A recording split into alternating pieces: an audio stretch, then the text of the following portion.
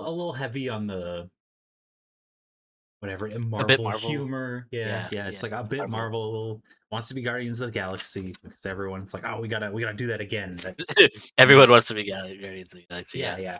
But otherwise, it's like, and like you said, like it is clearly a little embarrassed of yes, its yeah, of its roots. And of course, you gotta have the. I mean, I get it. Like I know that those characters were in the old stuff, whatever. But you still gotta have him being a bumbling kind of guy, and it's like, oh, gotta have the a cool Latina lady show him how it's done or whatever until he gets a sword. But you know, it's got like I did enjoy it, and I did enjoy like the like you were saying yeah. the kind of message of yeah, you gotta embrace that stuff. Yeah, yeah. I really enjoyed how they just they not only just said it, they literally had the main villain saying of like, "Dude, I'm just evil." I'm Like just just going through everything. that. Oh yeah, I did write a note on that. Yeah. Yes. Probably get bouncing around it. Yes, this is layer one. We're back. We're talking about He-Man, the new He-Man movie that like came out. I remember they announced that like a lot, like 10 years ago or more. Yeah, it's been in development hell for forever. Yeah, yeah. No, I remember so long ago. People were like, "Oh, they're making a He-Man movie. Here's concept art of the lion." Yeah, it was like art of like, oh, this is He-Man graphics in 2014. Yeah. Yeah, it was like some rendered mock-up. It's like, oh, this and nothing, just nothing about it. And then Yeah, nothing came out of it. a decade later, it's like, yep, it's here. Yeah, dude. Uh, Like kind of unceremoniously too was the funny yeah, part. Like, yeah, oh yeah, and here's this He Man. it did apparently kind of flop, but Yeah, which flop is in like, oh yeah, obviously if you make a movie over $200 million, right, it's yeah. gonna be a gamble if that thing is gonna make enough to not be a flop, you know, for once their $1 billion movie. Yeah. Like it's easy to flop when Yeah, when you get like like what? The budget was like $220 million. Like yeah. It's yeah, that it yep. has to do really well or it flops. Yes. So whether we get another one, I don't know. I don't know about that. Yeah, we'll see. Amazon, because Amazon made the movie. I was surprised when I like Yeah, went to the theater and I was like, Amazon. I was like, what the fuck? Okay. Um, yeah, Amazon doesn't appear to be like too like worried about the fact that it flopped at theaters. I'm guessing they're banking on it doing well on their streaming. that's fair. Yeah, that's they have that extra edge with that compared to just another regular ass studio doing that. It's like, oh Yeah, yeah, the like home they market can. will get it back Yeah, somehow. which I would be interested to see where they take He-Man from here if it does do well enough on Amazon, like Prime or whatever the fuck. Yeah, because this really was like a beginning. Like yeah, Yeah, this it's like was like origin story. yeah, yeah, This is Prince Adam becomes He-Man. yeah, Right? You don't hear the name He-Man uttered until the very end. yes. Some might call this a surf Dracula, but Yeah, yeah. Oh, that's a totally valid. Like I've heard there's a lot of people love this movie and a lot of people not so much, and I totally understand the people who don't because like yeah, it has that problem a little bit where it is kind of embarrassed of the fact that it's a movie about a really cheesy 80s cartoon. yeah, yeah, and that's what like, and they reinforce it throughout the whole movie. Like Yes, they yes. beat you over the head with it. It's like, oh yeah, I remember you guys. You were all the silly names from Yeah, the you're cartoon. Fisto. Yeah, Fisto and uh, Ram Man. right? What was it, Paraneck or Mechaneck? Mechanic. Yeah, Mechaneck, yeah, yes, Mechanic. yes. Mechaneck. you know, all these, and he's just, and everyone's like, oh, what the fuck? Like, what did you just call me? You know? Yeah, yeah. They're like, And then he's just like, excuse oh, me. I was 10, you know? Yeah, like that's just what that's what you guys were to me in my head. Um. So yeah. So on one hand, I get I do perfectly understand not liking that.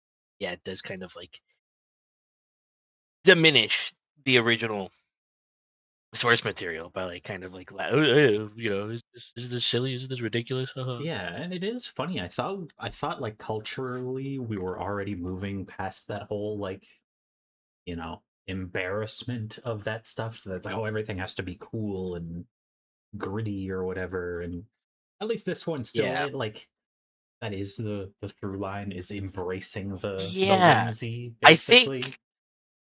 my pet theory. I can't say this with any like anything to back it up. You know, I'm Senator Armstrong here. My sources I made it the fuck up, but like I really feel that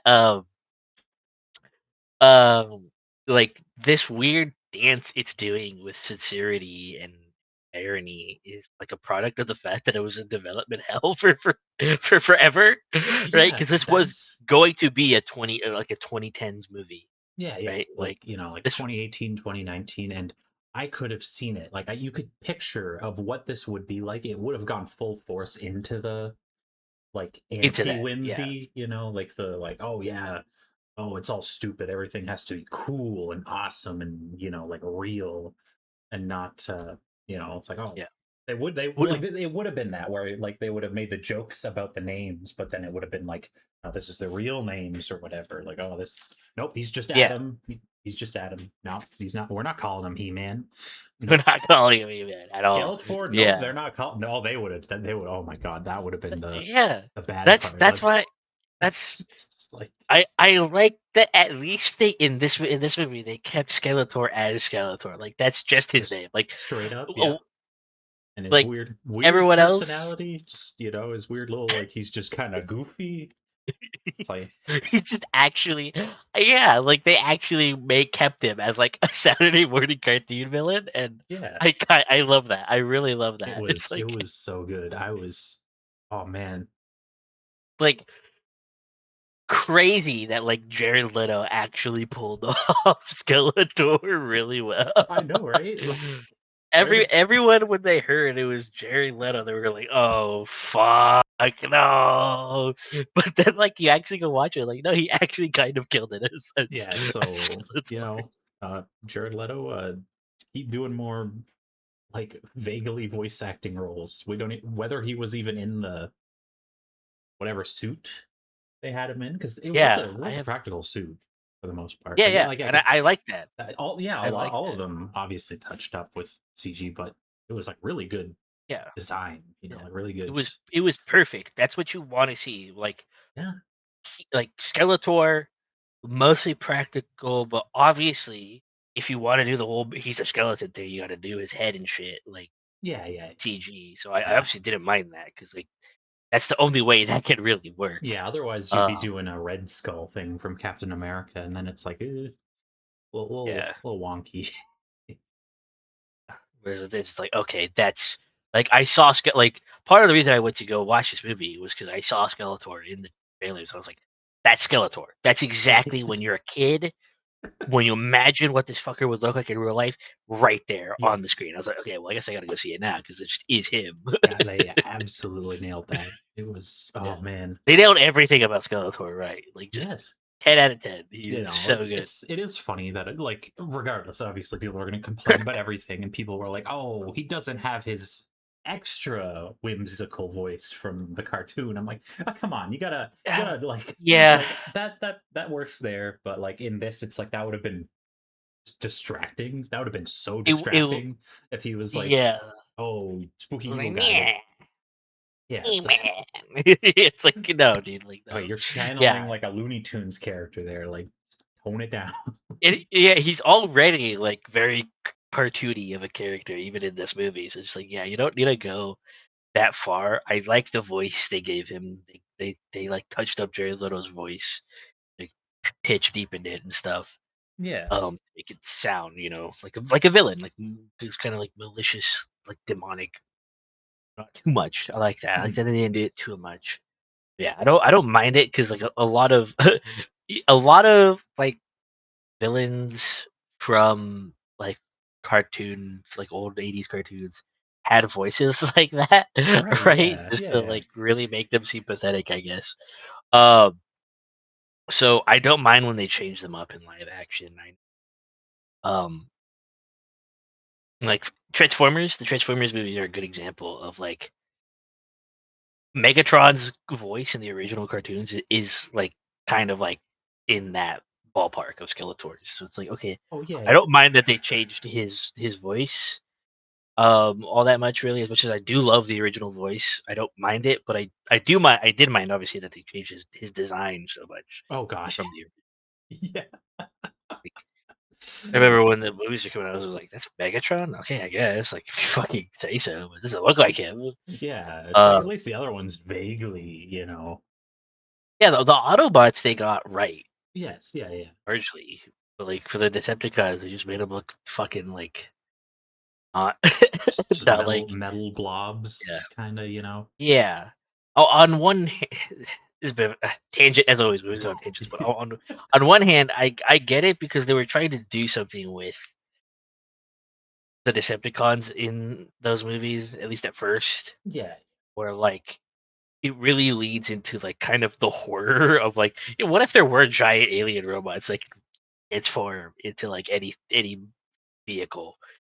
So yeah, obviously they're gonna have them look different because like you can't have like Starscream be like a red and white and like blue jet fighter like in the cartoons. Like Yeah. that Yeah. doesn't that doesn't they're gonna tell, oh, which was the Transformer?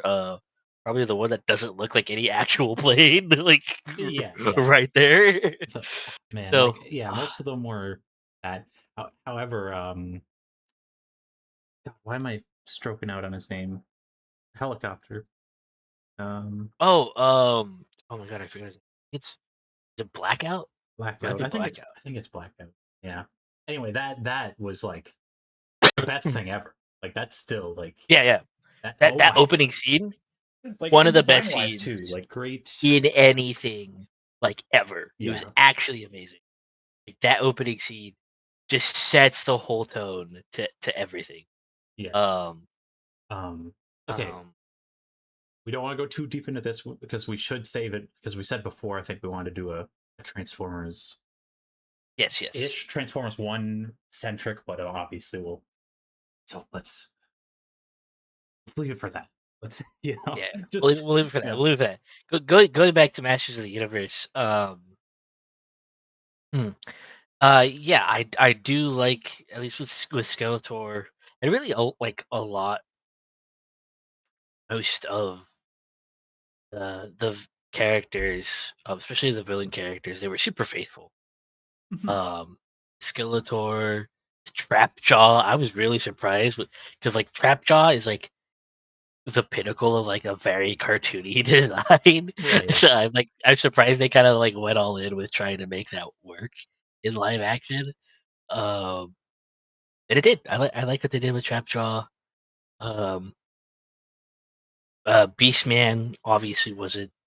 I think that's probably one of the more easier ones to do. I liked how they did Beastman, especially like that scene at the beginning where he comes in, right, and really gets the plot moving, I guess. Yeah, yeah. And even most of the like hero characters, like they did really well. Um, Idris Elba as Man at Arms. Obviously Man at Arms is not black. He's not a black character originally. But Idris Elba is one of the like few like actors where I'm like, okay, I don't mind if a character is waste free swap for Idris Elba because it's fucking Idris Elba. He does really good. He's a good actor. He did he did the character really well. Yes. Uh, his scenes are just he steals the show a lot of the time on his um that opening scene with the fucking like when Skeletor and his forces are attacking Eternia and he just he just pops the fuck off. Like that was one of my favorite scenes. Um, but a lot of the other characters they did really well too. Mechanic. I was super surprised when I saw him. That's one of the other reasons I went to go watch it was because I saw him in the trailer. He's one of the more goofy, cartoony characters, right? He's Yeah, yeah. like it's all in the name. He's literally this like robotic cyborg guy who like has this really long robotic neck he can extend and hit people with. He literally uses himself as a weapon. It's so good. And I was Oh like, man. wow, they added fucking Mecha Neck. Okay, And the design was super good. I loved that it was look. really good. Like, I love how they did Mechanic. yeah. It was so good. I was like, For "Holy me, shit, that actually goes hard." it was the triangle visors. I don't know. Like you never see that in anything, and I was like, oh, that's such a good look.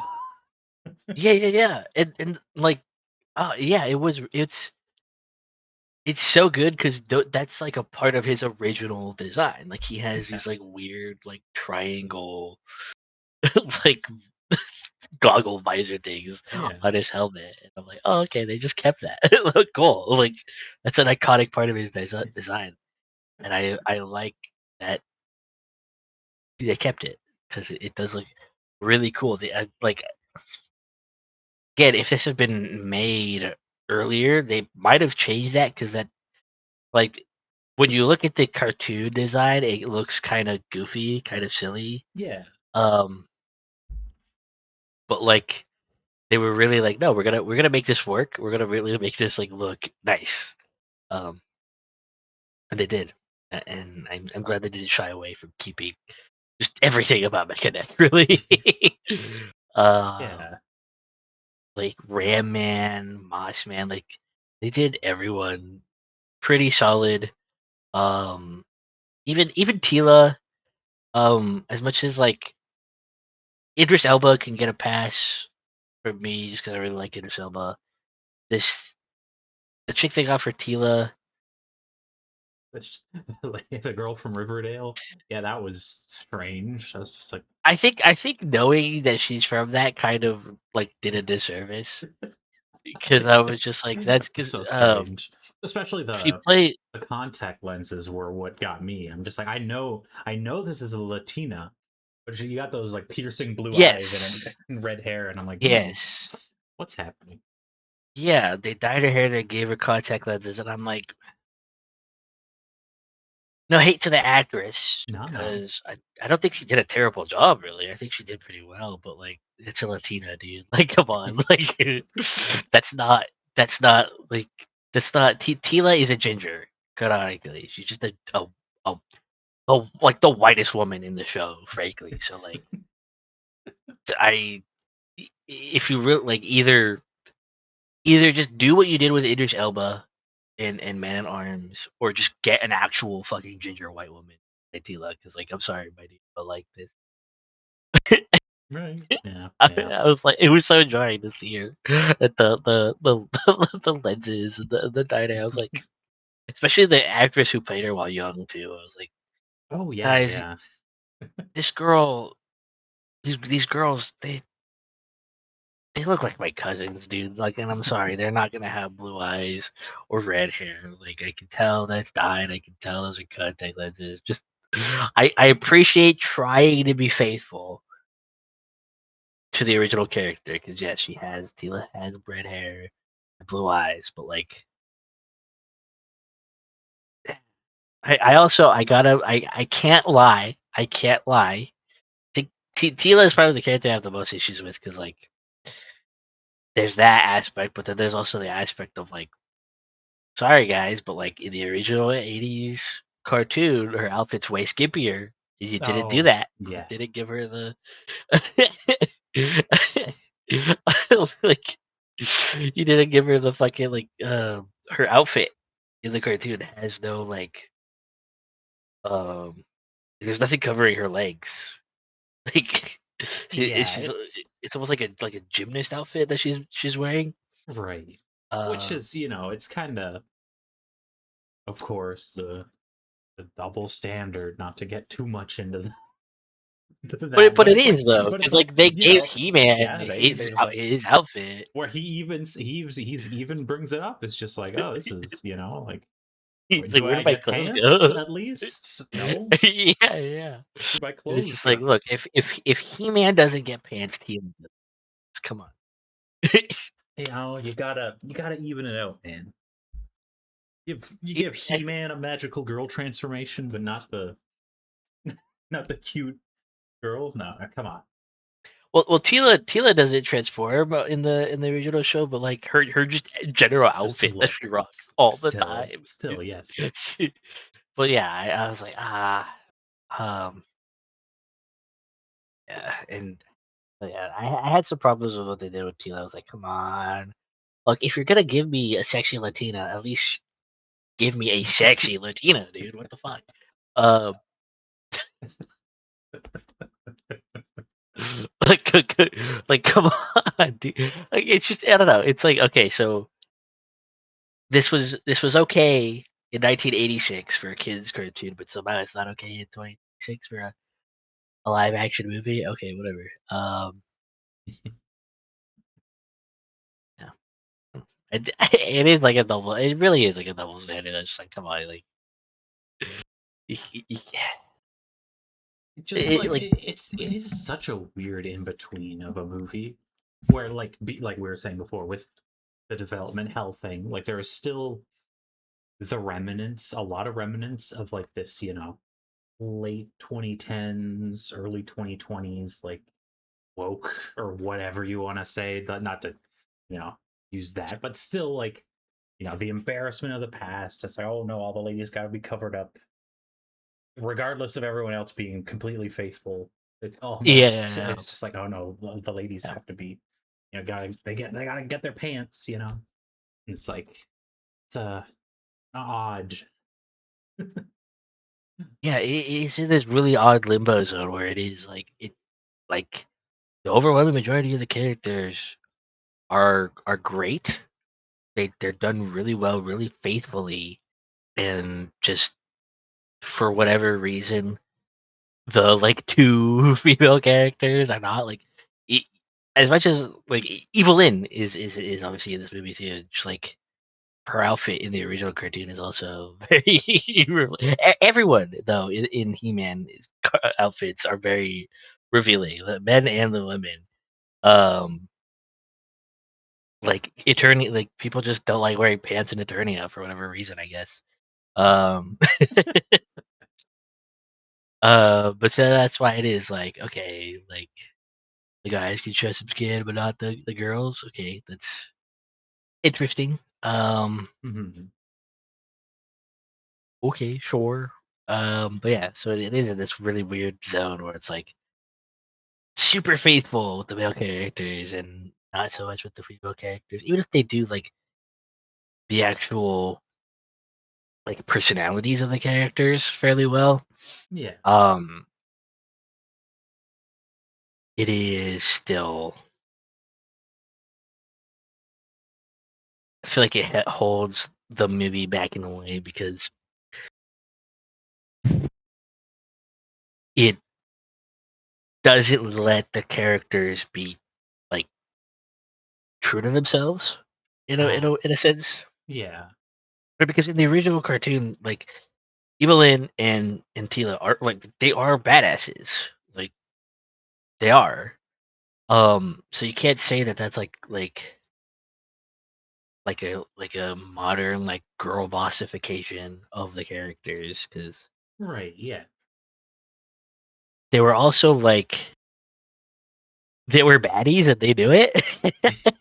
Right. Yeah. They were baddies and they knew it. And then there is again, I was kind of getting at this with the whole thing where they made the names of at least the good characters be like just like his like Prince Adam as a 10-year-old, his like nicknames for them or whatever, like names he gave them. There is this constant kind of emasculation of him, Oh yeah. which Yeah. is very 2010s. What kind of makes it so again? That's part of why I understand people who don't like the movie because like He-Man, what the fuck? Um, but it does this interesting thing I think where like the whole point is that like by the end it kind of subverts that, right? Oh So it's yeah, yeah, doing the typical. It kind of does a bit of the typical like 2010s like subversion of like the hero thing, but then like it kind of subverts that a little by being like, well, actually, the shit does fucking rock. And like the characters like even like start accepting the names he gave them, yeah, right? yeah. So it goes from something they make fun of to like they accept and like, you know what, those are cool. These are cool. Like, yeah, Fisto goes hard, Ram Man, yeah, all that's like they do come to like accept them and kind of respect them like that. Um, and like the whole thing is like He Man by the end that like the whole it's kind of like the cheesy whole like, oh, the power wasn't in your sword, it was in you the whole time type of thing, right? Like, your real power isn't the sword, it's your beautiful little chud heart, He-Man. That's that's where the that's where the real power is. Um, Oh and my it god. is. And it, yeah, yeah, and especially to have the journey be like, he's stranded on Earth, but it's modern day Earth. He's stuck in the Yeah, yeah. corpo life, living, He's literally at HR yeah, office hell. he's literally an HR wagey Yes, at the start of the movie. stuck with some roommate and just kind of average modern man type of thing. Mhm. Yeah, and gotta have the shitty boss, and oh, this is a god, god. The corpo scenes are just painful. Oh, yeah. They're painful because 'cause they're fucking relatable. Yes, yes, exactly. And it's like, oh, they put my man He-Man through this shit. Damn. They do the again, it's so interesting because like, it is clearly shitting on that whole, like, HR, like, office environment, which, again, I don't think you would have seen that if this had come out earlier, and I feel like the whole plot of the movie is that, like, he is emasculated, but I feel like it's not that it's in this way where, as I see it, it's more that he by being on Earth and growing up with Earth, like modern day culture, like this HR culture, that's what actually emasculated him. And they're giving him shit on Eternia because they're like, dude, you got to get that shit out of your system, dog. Like no, like because he's there's like kind of bit where he's always constantly like, oh, we should try to like talk with Oh, with them, you know, like he has HR brain himself. yes, yes, he Is does. is is the problem, and that's what I find interesting is that it is a problem for He-Man. It's not something that's like like the ultimate like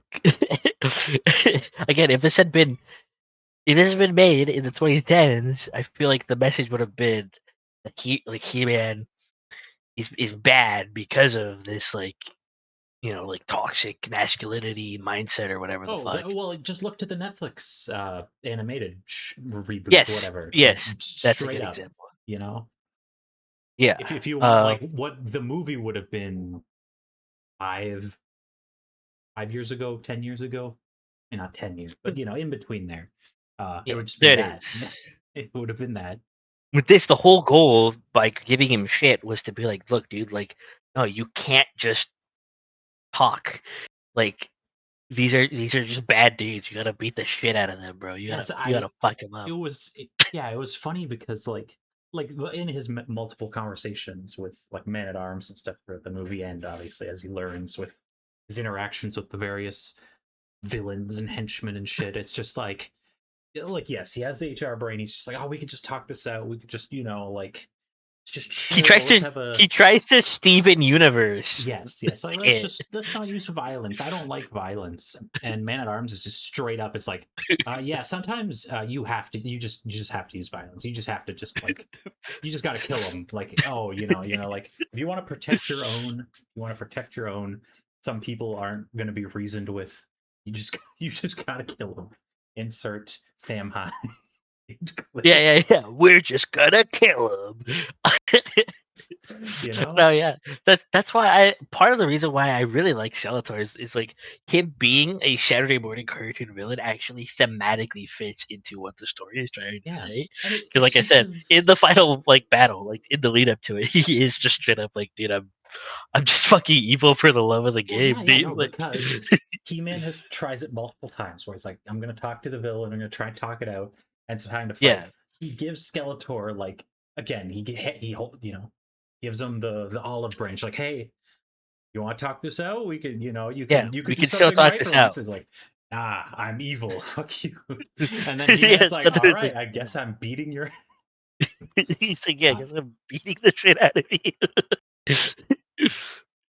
you know? So God He-Man bless. learns a lesson too. It's just like, okay, some Yeah, people are just He-Man becomes He-Man yes. truly in that moment. It's Yeah. just like, I guess I just gotta beat the shit out of you until you're fucking dust, dude.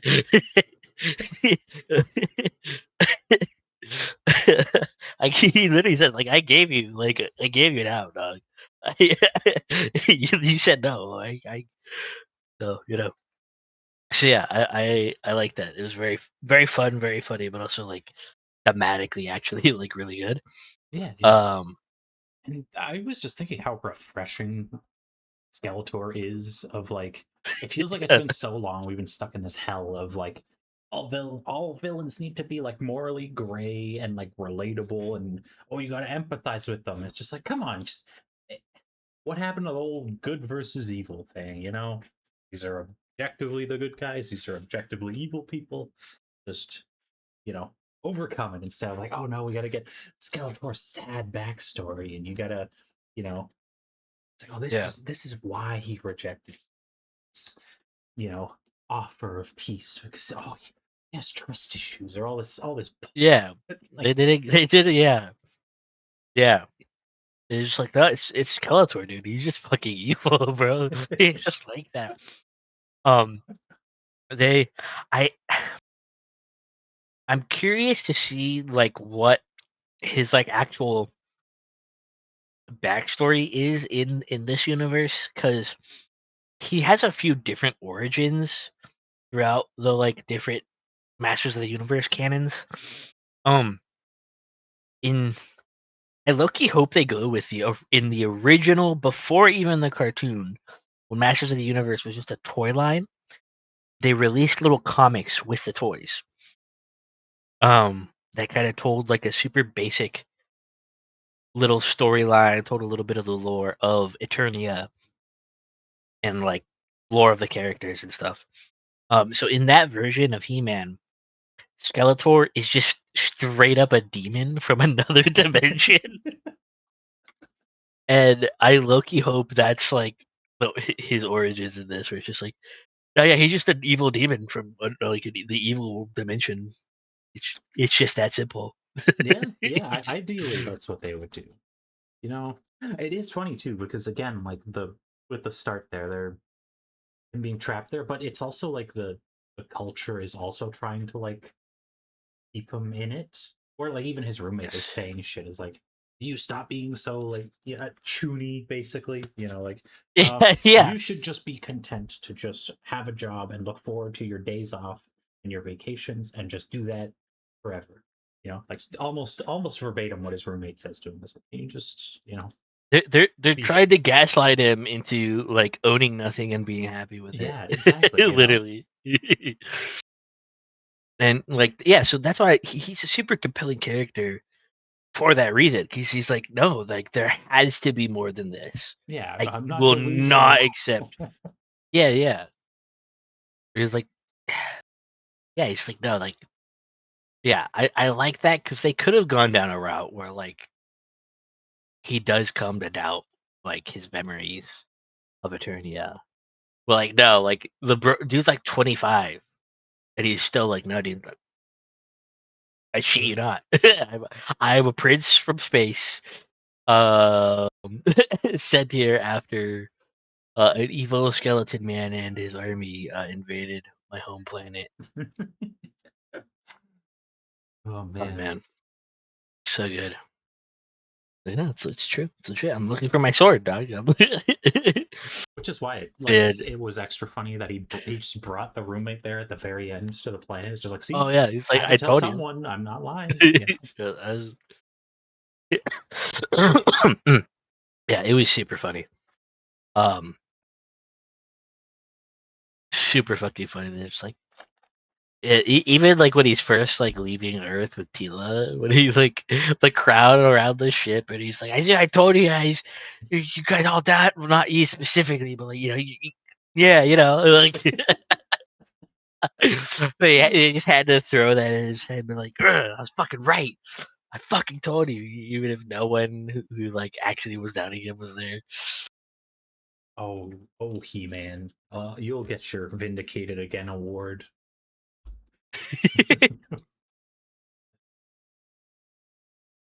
Yeah, so that moment at the end where he brought the roommate, he's, I told you, dog. Like I wasn't playing. I was being so for real.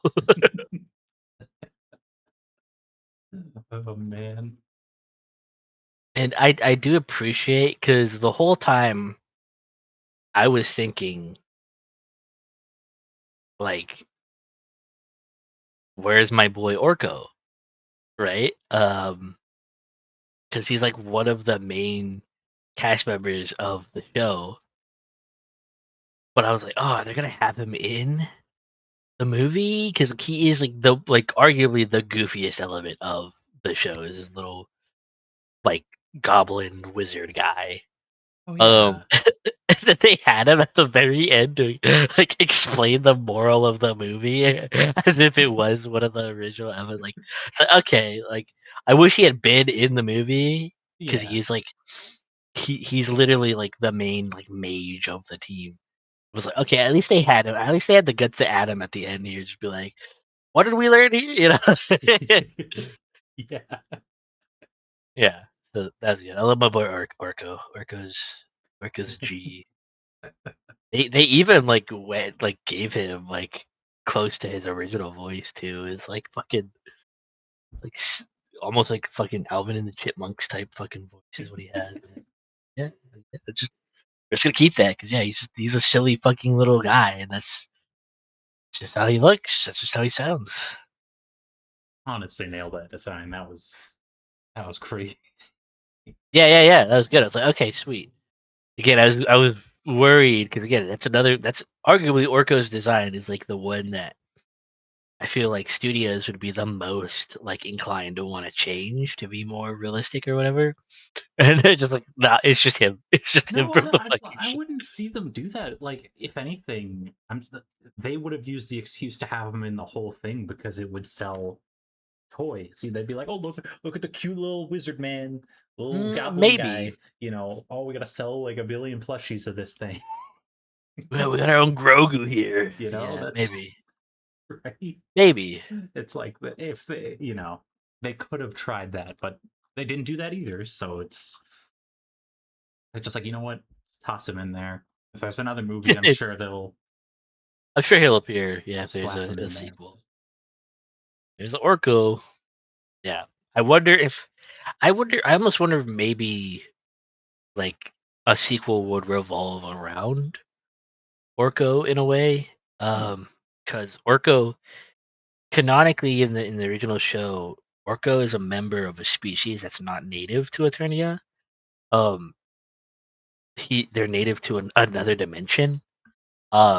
And he just like accidentally wound up there and can't get back. Right. But like that's the reason he has magic powers, like because that like magic is just normal in his dimension. Well, like part of the comedy, like he's the comic relief character, obviously. Part of the comedy is that because he's from a whole ass different dimension, like his magic like works with the laws of like Eternia's universe's physics weirdly sometimes Hmm. because it's not native to there. So like, oh, sometimes his magic will just randomly cause shit to explode or whatever. it just works weird, but so I always wonder if like because the He-Man has for like a really dumb like 80s cartoon show, kind of has crazy fucking lore, not gonna lie. Right. so so like there's Skeletor, but there's also like there's two other big villains in the He-Man universe. A character called Hordak, who is also like supposed to be from like another dimension or whatever. So like maybe in a sequel, main villain will be Hordak, and they'll make it so that like him and Orko are from the same dimension or something, or maybe Hordak invaded his dimension and now Orko's here to warn them or whatever, or something like that. Because yeah, Hordak is like the big like evil evil guy from not Eternia, if I remember correctly at least. Yeah, so there's a lot of interesting things they could do still. Um, if this movie does well on streaming. Um, but yeah, I feel like that'll kind of depend on how audiences like feel about its themes and the fact that it is in this weird like limbo of like it was just in development for so long. Um, it probably like went through like a billion fucking scripts and rewrites and stuff. That like again the response you're seeing is really indicative of just how much of a Rorschach test this fucking movie Oh is yeah, yeah. somehow. So I guess we'll see. Yes, if anything happens, you just never hear of it again. Which would Like, be a shame. yes, Would it be a would, shame because I do think there is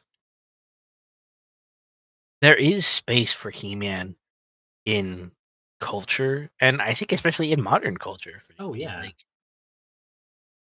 Like He-Man, but no embarrassment, no irony, just pure like yes, this is literally the Giga Chad meme in real life.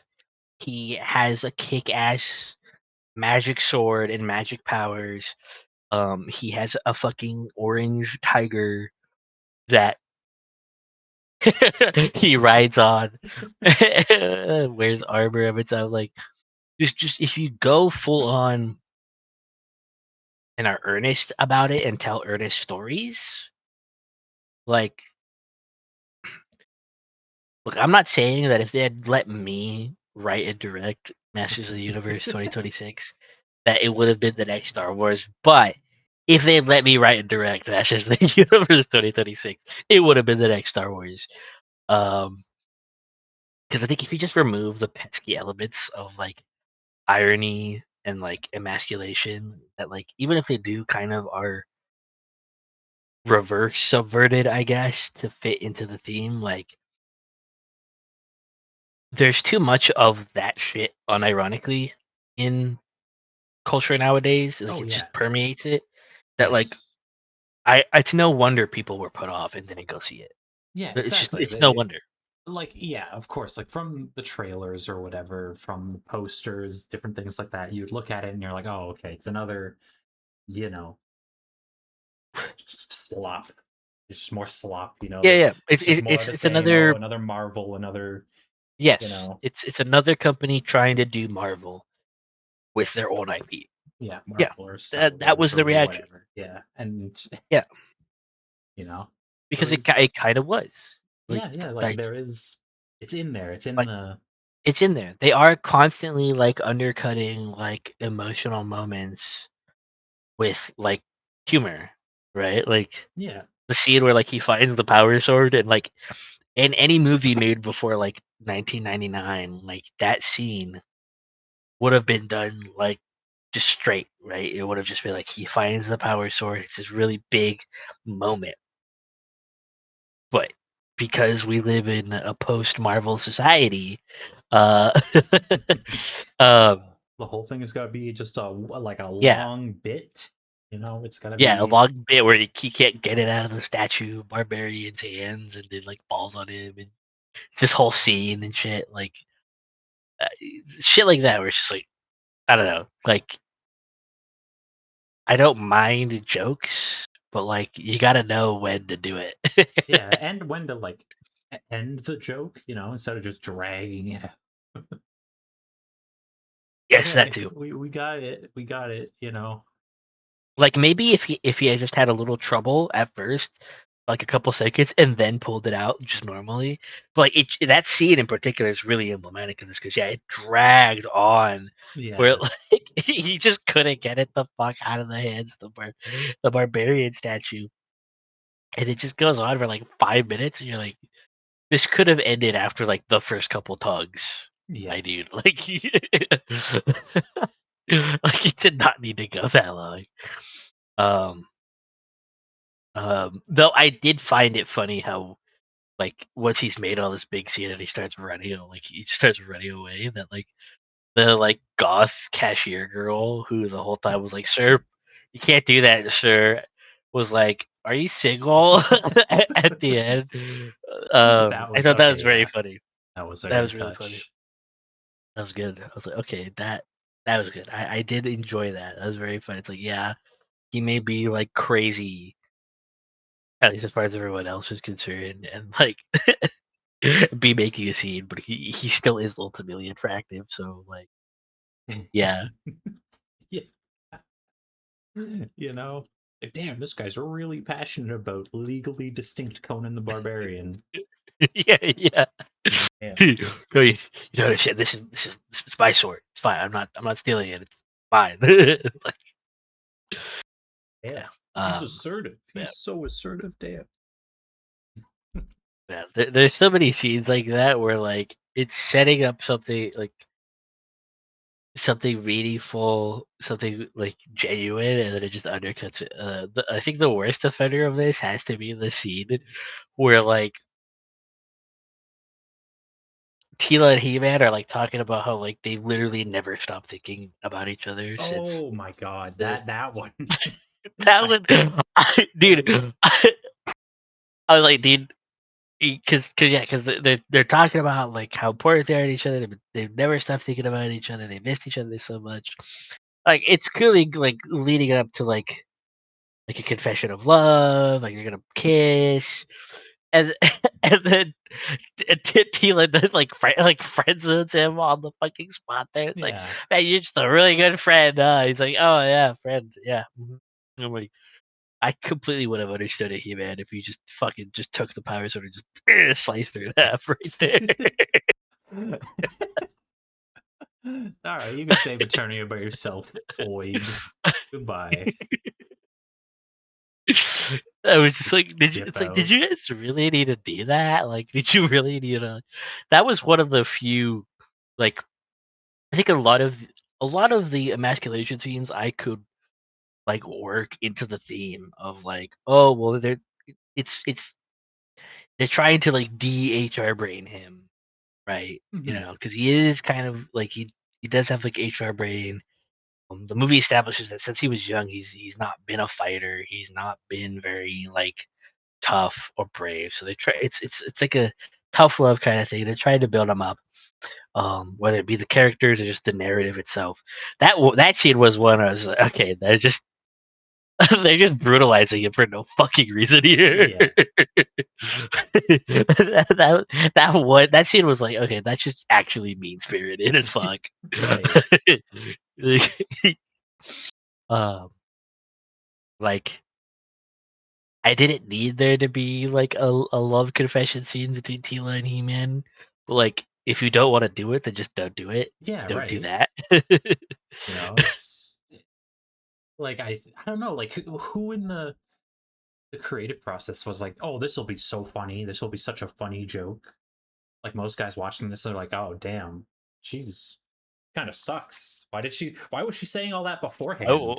yeah, like what Like the why was fuck? she saying it in such a way? She could have just not said that. It's like, every Yeah, she time. could have literally like started like you're one of like my best friends. Cause she even like they even ever say that she like thinks of him as like a little brother. Oh yeah, she had to tack that on. Just like, oh my god. And in fairness, at the start of the movie, when they're younger, like I think Tila is supposed to be older than him. Cause like Hmm. when they're young, she clearly seems to be like a teenager Yeah, yeah, or at least a preteen, whereas he's like 10, right? So yes, she's bigger than him. She's clearly older than him.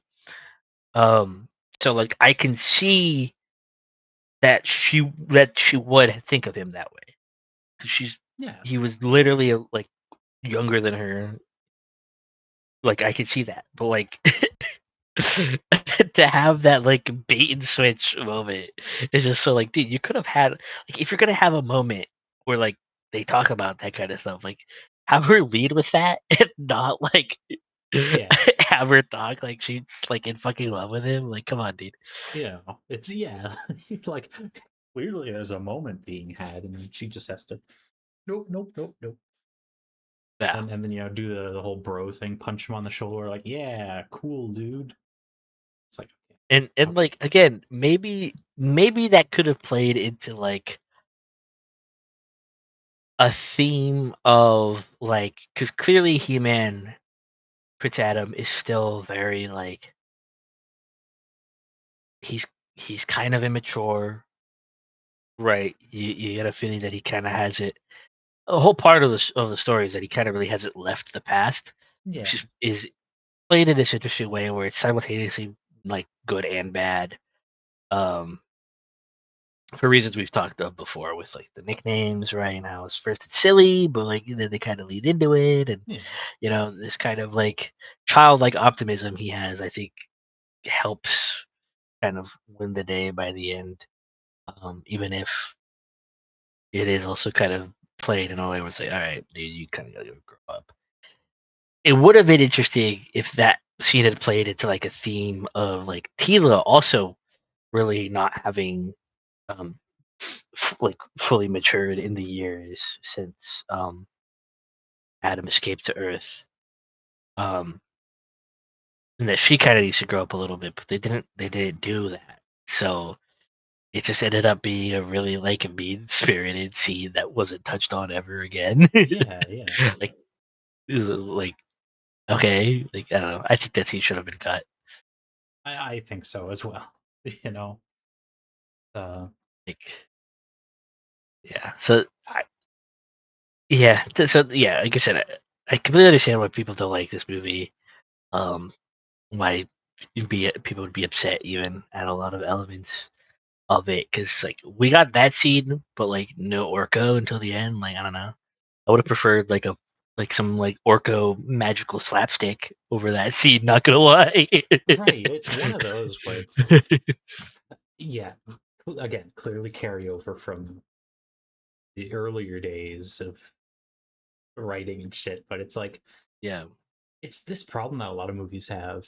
A lot of those kinds of movies, big budget, Marvel, Star Wars, blah blah blah, where they just want every character to be the comic relief for some reason, and they can't just be like just have the comic relief character and not everyone has to be Yes. quipping, everyone has to be funny, Yeah. everyone has to be doing a bit all the time, everything has to I be wonder ironic or if that's the real reason Orko wasn't in the movie because with him it just would have been too much. right, yeah, yeah. Oh, of course. If you had him with everything else being the same, then it would have been Yeah. just yeah, It's just no, too much. just excessive. Yeah. Yeah. 'Cause, yeah. It is just this weird amalgamation of like this really out of touch 2010s like movie making style and whatever like hopefully comes next that's not like that. Yeah, one can Like I hope said, that like it was trying to be more sincere than most movies nowadays. yes, they they because yeah, like they just had to get it out of their system. May if they make another one, they're like, okay, everyone's accepted their silly names, everyone's got their costumes. Let's just go full like Yeah. wacky with it. No, yeah. I do agree. Yeah, I agree. I hope they just if there is more that they lean into it more. It's like, yeah, this is Masters of the Universe. Like you get what you get. You like this like it is what it is and you get what you get. Like there's Orko, there's have the Snake Men or whatever the fuck. Um and I think maybe I because a lot of people complain about like He-Man himself, Adam, because he was kind of like again this more immature, kind of goofy character, which the original He-Man isn't as much, right? He's Mhm. more of like kind of a stereotypical, like more stoic good guy, right? Yeah, yeah, I don't mind it so much for like an origin story of this nature. Where it's like, yeah, he's from grew up on Earth, you know, he he kind of never really fully grew up because of that. He got kind of stuck with this like HR brain. Um, I don't really mind it, but I do think if there is a sequel that like, okay, now he is He-Man, so he should at least when he is He-Man be more like more of that stoic, just good guy. Like he should, if there are sequels, the trajectory should be that he basically becomes more of the like kind of um Captain America, Steve Rogers type that he is in oh in yeah, the yeah, show.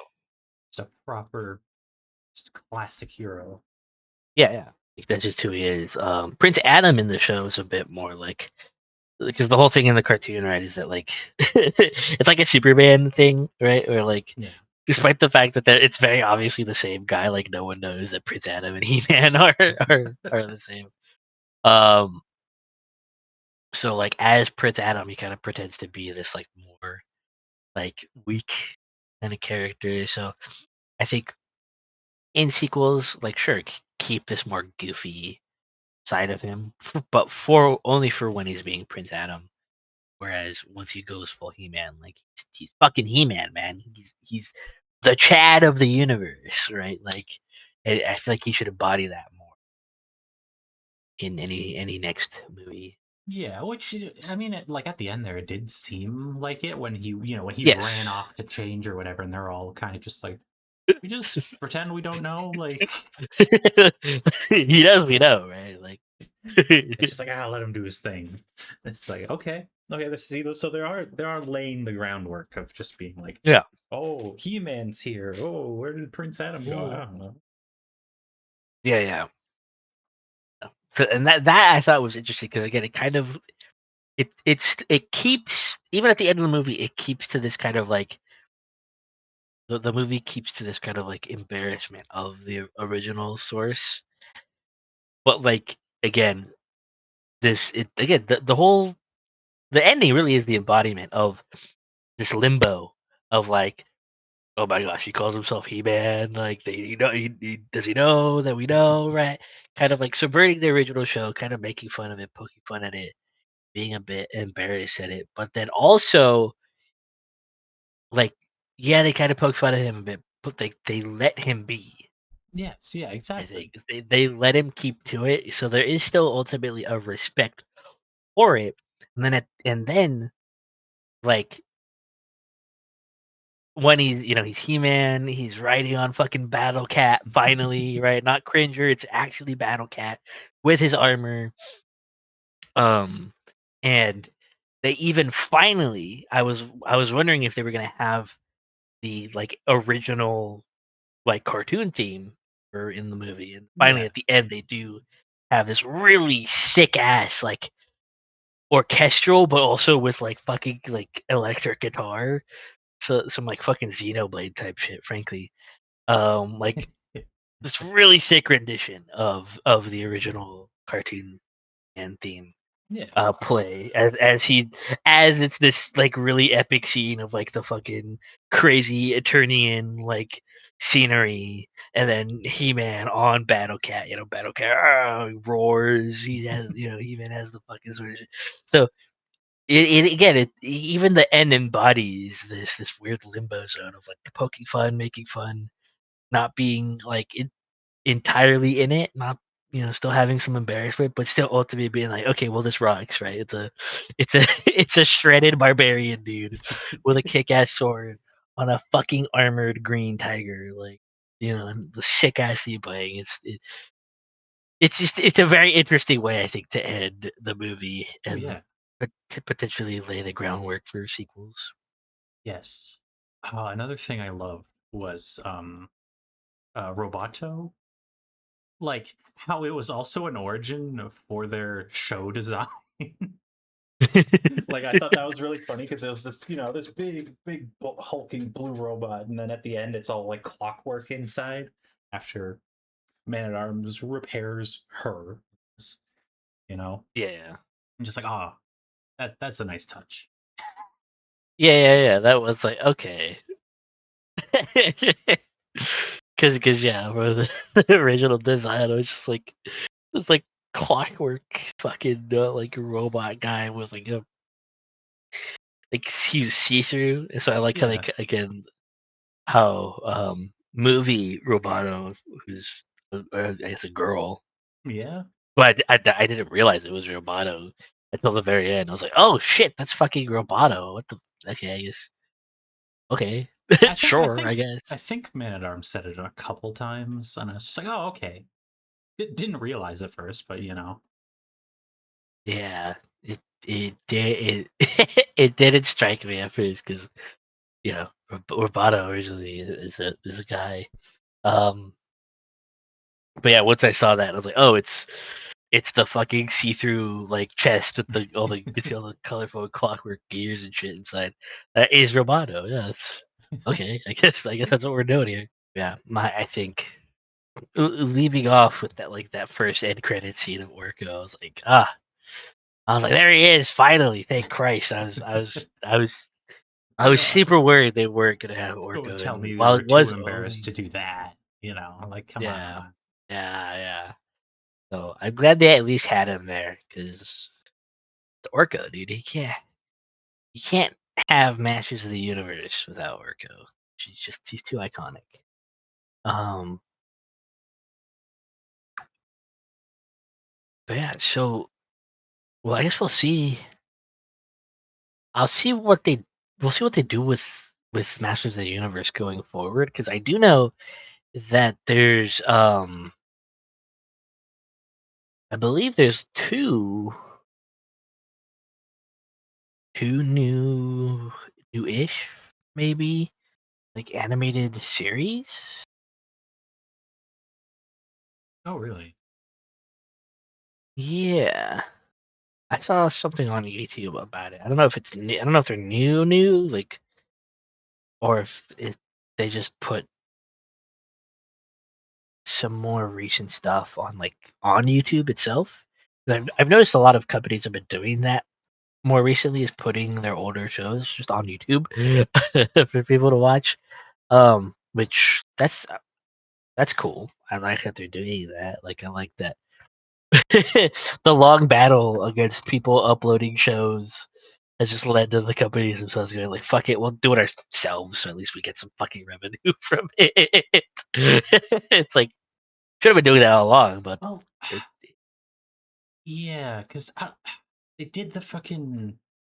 There was those two shitty ones, the He-Man one, and then the She-Ra uh, shows, like the Netflix slop. oh Like yeah. they did both of those ones, and you know, The Tumblr bait yes, show. the She-Ra. She-Ra one that is totally not just Steven Universe again. Uh, God. The show the one that's totally not just like the author's like thinly disguised like fucking uh Adora and Catra fan fiction. Yeah. Oh my God. Whoa, what do you mean it got 5 seasons? That's horrifying. What the Five. She-Ra show? Yeah, this got five Yeah. seasons. Yeah. Dude, Tumblr ate it up, I'm telling you. They ate it the fuck up. Even though it wasn't really all that good. Which sucks because it could have been, but like complain about that. And then yeah, then there was the more recent He-Man Netflix shows. Um, okay, I think that's Yeah, okay, that's what I was thinking of because there was Revelation, which was the one everyone hated because they just fucking like how are you gonna have a He-Man show and kill He-Man in like episode 1. Yeah. Um, and Why then even there's have him apparently on the poster, man? That's yeah, and then apparently there was a apparently there's a fucking sequel super recently, 2024, called Masters of the Universe Revolution instead of Revelation. uh Um, but I don't know anything about that. Um, and then there was a 2021 to 2022 Man in the Masters of the Universe, like CG show. But that was more kid oriented, so right. whatever. So I guess that's what I was thinking of. I think they put the kid show on YouTube, and I think that's what I was thinking. Oh, and I guess yeah, there is a new there's a web series they uploaded to YouTube a few days ago actually called Masters of the Universe: Tales from Eternia. I Oh, think that's also a more kid oriented show, but I have no idea. So I don't know. I think if done right, if they just if if they just fully quit with the whole like 2010s like we have to make this, the whole like modern audiences thing yeah. and just make He-Man He-Man, what it originally was, what everyone fucking wants, right? Like that's what everyone wants. Everyone just wants what's the secret sauce to Masters of the Universe? I don't know, just make it awesome. Cool dude shit, you know? That's all Yeah, you gotta cool do. dude shit. Cool dude shit. And like it like it's been done before is the thing. So it's like it's not like hard to do. Like it really isn't. No, Um, no, not at all.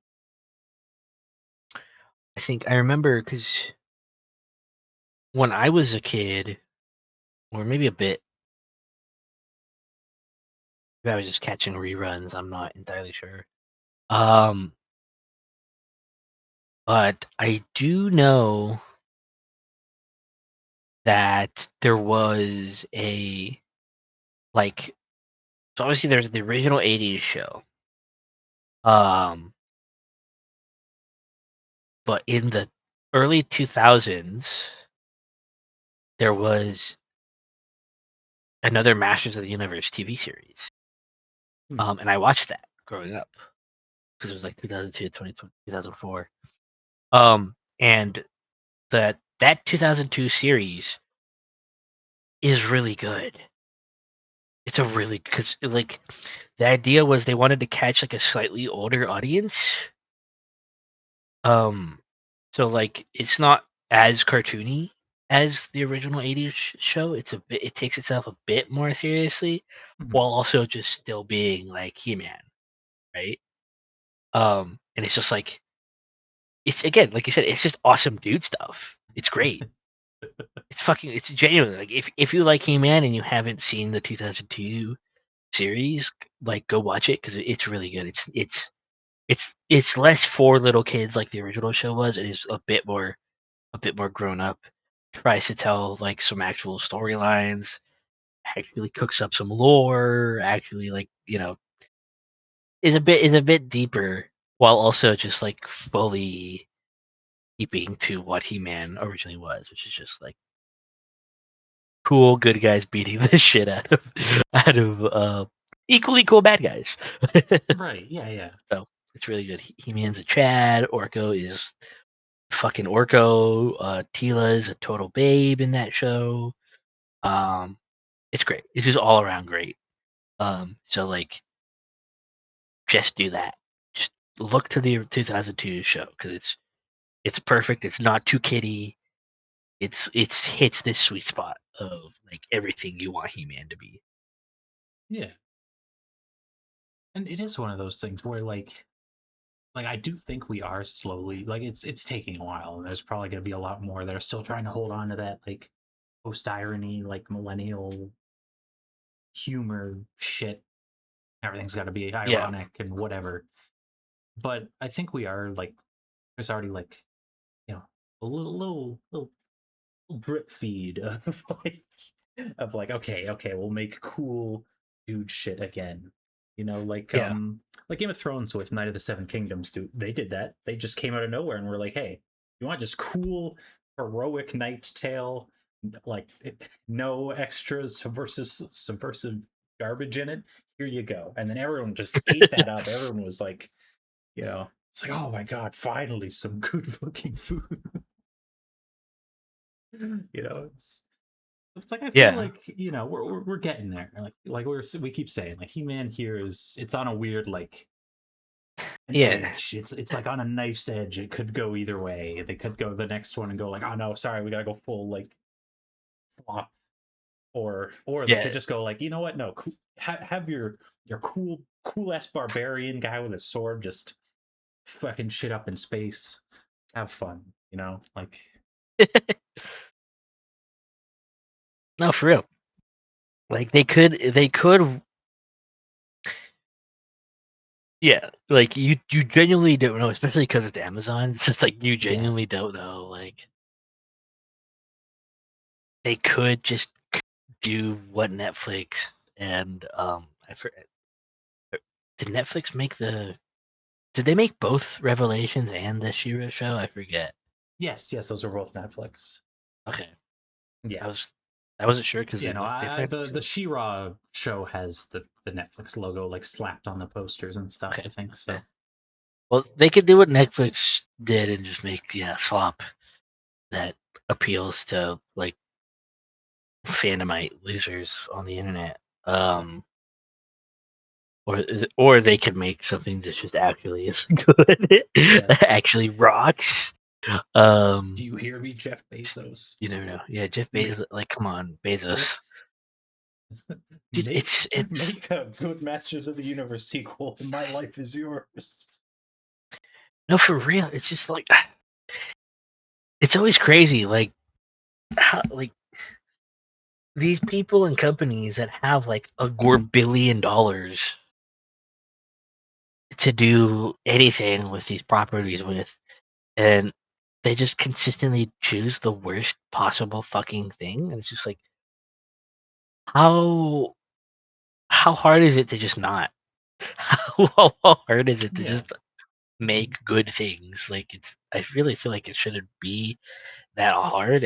I think they can't because all these writers, all these directors, um, it really speaks, I think, to just the sheer bankruptcy of the Western entertainment industries. yes.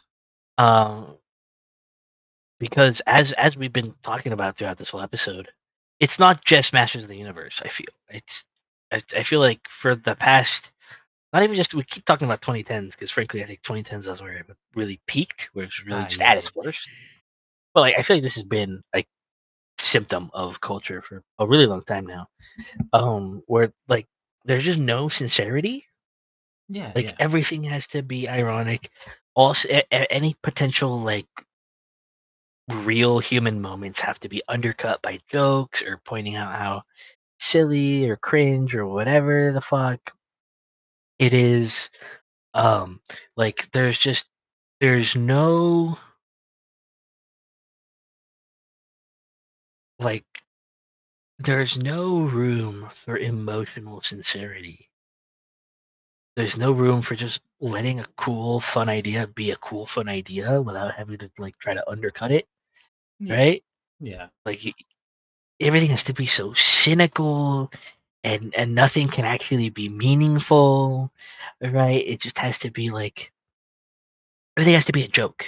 yeah, Everything has to be like kind of brought down.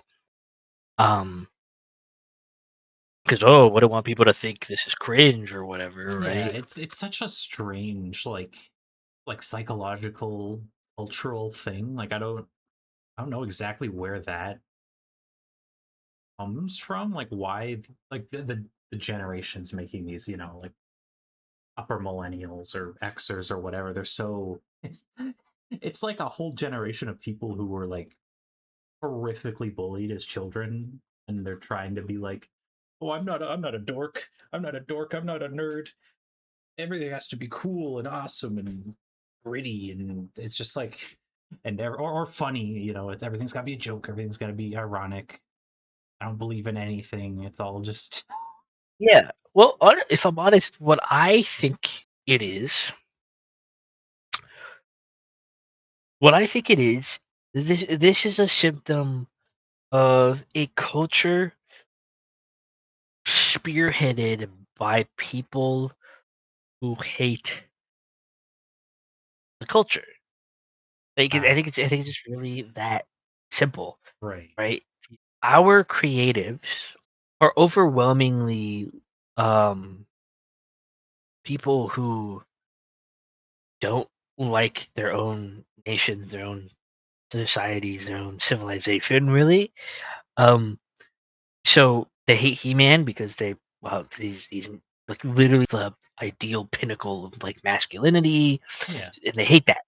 So they can't even when they're trying to be sincere, they always have to try to undermine it and undercut it, kind of knock it down a peg because whoa, don't want young men to think that like they deserve to exist or whatever. Can't have that. Can't have that. No. Can't have young men thinking that like they have value and worth, something to contribute to society. These are people who like Marvel's a good example. Why do Marvel movies suck? Well, these are made by people who like think superheroes are like intrinsically fascist, Ah, right? Like, yes. Ooh, that's interesting that you mentioned that. Because there were like sometimes like the messaging is there, but even they cut it out. They're like, "Oh, we can't be that. We got to be subversive. We can't be that direct and be saying that on screen and be like, oh yeah, superheroes fascist." There was a cut scene in like I saw it recently, and I was just like, "Oh shit!" Like that's just a little on the nose. From Age of Ultron, where they're getting off oh, their little fucking Quinjet or whatever on Sokovia or whatever in the town, and Captain America gets uh, off, is wearing his suit, looks at a wall, and it's just like graffiti of him with like fascist written on it, and then he just throws his yeah, helmet, like he just chucks it back into no, the ship. He's just like, oh well, that's why he shows up as Nomad in the next Avengers movie or whatever. Is because he had uh, that like in universe they're like, oh yeah, Captain America's a fascist, and he just believed the people, and he's just like, he just oh, took it. he just took it, and he's like, oh, okay, they're right. America, like that. There's that whole little subplot that they cut out with that one scene that explains some stuff, and it's just like, yeah, there's that messaging. There's that straight up, just be like, yep, they're all Yeah, fascists. All these, you know, yeah. These are people who hate the ideals of the like original material they're adapting. So like, of course it sucks. Like what like like like, which I don't again, know, people are it's surprised. They're like that yeah, like and not only well, obviously this obviously is super apparent in adaptations of older properties, but I like even in terms of like new um attempts at least at new things, like they just can't do it because the very way of thinking is just poisonous to any actual like creative work, right? It just rots it from the inside out. Um, it's the whole what's the Tolkien quote like? You know, evil can't create; it can only like I forget what it is, but like it can only like debase and defile like yeah, what already is. Um, so even attempts at new stuff by people like that just don't work because the very kind of intent behind the creative work just saps out anything human out of it. Um, so that's why we've been in such a like a creative just fucking desert for the past, especially the last decade, but really for a while now, where everything is just reboots and sequel. Nothing new gets made because at every step of the way, whether it's the actual creatives behind the works or it's, the fucking soulless corporate husks funding it, like, no one involved actually, like, loves what they're making, what they're working on, Yeah. and really doesn't really love humanity, frankly. Right. For Right. for for for as much as, like, the kinds of people who would, like, talk about, like, empathy and, like, that kind of shit, and it's just like, you clearly hate humanity in some sense that drives a lot of your opinions, I guess. Um, and so, yeah, that's just I think that's how we got here, Yeah. is if you're someone who wants to make something genuinely new, or if you want to work on an older property that you actually love, like, it's really hard to do that because, like, if you actually like these media properties, if you actually agree with their ideals, if you actually, like, want to say something that, like, doesn't, like, fit on your own, um society, civilization, whatever, like, everything has to be deconstructive, right? So Yeah. there's, like, again, very fitting for with the Tolkien quote, right? Evil Yes. cannot create, only deconstruct. Um, so I think it says a lot that, you know the creative industries are full of people who they seem to only value deconstructing old things, right? It's like, well, that's because you're fucking evil, dude. Yeah. um, and that's why I get so jealous when I see Japan, right? Because, like, we've talked about this before, like the Dandadan episode, Oh but, yeah. like, Japan, man, Japan just they've got it, dude. They know how to do this shit right, you know? Um, Yeah. Everything that's made over there is made by people who genuinely love what they're working on, by people who genuinely, like, love their country and society and civilization.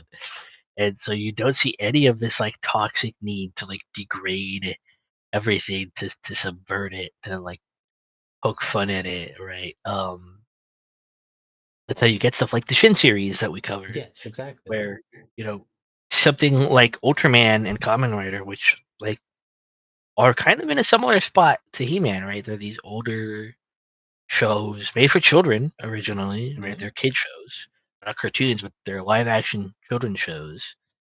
Um, and instead of doing what the West would have done, which at best made something like this He-Man movie, you get, Hideaki Anno making Shin Ultraman and Shin Kamen Rider, which are, like, these genuine, like, triumphs of cinema for these properties, right? Where you're like, you could tell watching that, like, I mean, obviously everyone knows that Hideaki Anno is like, the Urotaku, right? Yeah. He literally made, like, an Ultraman fan film in, like, college or whatever, back in the day. Like, he's always been a turbo nerd. But, like, it's super refreshing seeing, like, one of us make a movie about something that he loves, and it's genuinely heartfelt. It's genuinely real. Yeah. It takes Ultraman seriously. It takes Kamen Rider seriously. It doesn't try to demean or subvert or go and, like, poke fun at and go, oh, so isn't this silly? Right? It's an alien giant, right? Like, no, it just plays it completely straight and has, like, both with Ultraman and Kamen Rider, right? Because you can do the same thing with that, dude. It's like Kamen Rider in particular is pretty ridiculous, frankly. Oh Like, right. Yeah. Yeah. but, like, it still plays it straight. It still plays it seriously, and it's still, like, ultra. It's like, tries to say something real and raw,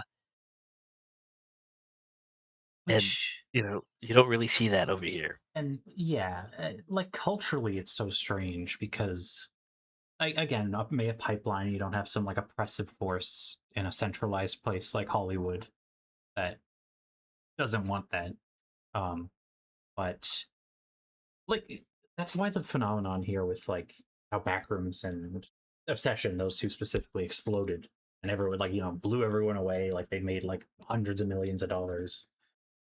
Both made by young Mhm. guys who just made like short films on YouTube and shit. You know, Yeah. like original ideas, like some good stuff. So like clearly there's an avenue there, but I don't believe Hollywood's going to learn the correct lessons at all from this. No, They never Hollywood's not do. gonna They learn never its do. lesson. They never do. Like that's what those headlines of like Hollywood is running to Reddit to find stories that can be made into movies like Backrooms and shit. It's like that's you've already lost the plot right And there. But it's another thing of like when we're talking about fans getting to create these things, where like in Japan, like we see that and they put out some of the best movies ever, just like period, like even unrelated to the source material. They're just good, are it's good. wonderful films. But then Yeah. over here, it's like you give the reins over to some fans at Star Wars specifically, and they're too they're too like the wrong kind of fan. I think like they're just too like lore obsessed, too like like too like, oh, I gotta be staring at the Star Wars wiki, the Wikipedia, like 24/7 to make sure all my shit's like accurate. I gotta reference all these weird, stupid glup shido characters and all my OCs from my cartoon that I did 20 years ago. And then you end up with shit like Mandalorian and Grogu, where it's just garbage, and it's like, but it was Dave Filoni, the guy who made fucking Clone Wars, and it's just like, well, he's gotten lost in the sauce, I guess. Like he's just too like, ah, you know. So like you wonder what happens there, like culturally, to cause like that kind of, like clearly, oh, you'd compare them. And it's like, oh, this guy was a big fan of this thing. This guy was a big fan of this thing. This guy seems incapable, or these group of people seem incapable of making, you know, good Star Wars or whatever in this case. Like they just keep making slop. And then Andor was like the one good thing ever, but then as people were saying, it's like it's too good. It's like that's beyond Star Wars at that point, where it's just too good a show, and you compare it to everything else, and it's just like, oh, it's all just shit. You know, it's like Yeah. you're like, how is this shit in the same world as like George Lucas's vision of a bunch of stupid little puppet aliens running around doing random Yeah. shit? And it's like, this where the thing gets too big, and it's like too many Yeah. cooks in the kitchen type of situation where it's like, oh, we got these fans, but then we got all these like stupid mandates, like corpo mandates, and you just end Yeah. up with nothing. You just end up with slop that makes no money, and it just gets thrown in the dumpster. And it's like, well, that's how you kill that franchise. Like, so like trying to figure out what even the avenue would be to take with something like that. Like, oh, just hit up us. We'll make your good shit. Sincere. Not for real. I think yeah, I think it's tough because I personally think honestly the problem, at least with Star Wars, is kind of the opposite, is that it's currently run by people who don't really care about Star Wars. Um even Mandalorian and Grogu, like because it was made by That the was guy yeah, it who was made Dave Filoni and the Favreau, I think, were the ones like heading that. yeah. My hot take is that the 2008 like Star Wars The Clone Wars, which was Dave Filoni, is an inferior product to Star Wars Clone Wars, Oh, the the by Tarkovsky. the Koski show. Yeah, Like that is that is a fair take, I'd say. You know, so if anything, they should have gotten fucking Gendy Tarkovsky to fucking make. No, honestly, he's needed elsewhere. Star Wars is kind of the put problem. it down. I don't know. Just put it down for a decade. Or get it out of Disney's fucking hands, because clearly they don't know what the fuck to do with it. I don't know what That's to the do with anything. problem. They don't, well, yeah, that is, yes. They don't know what to do with anything, not just Star Wars, Incapable. anything. They're just completely lost in the fucking sauce. It's just like, I don't know. Yeah, I think let Star Wars rest. You know, um, kind of like how recently they finally killed Doctor Who, right?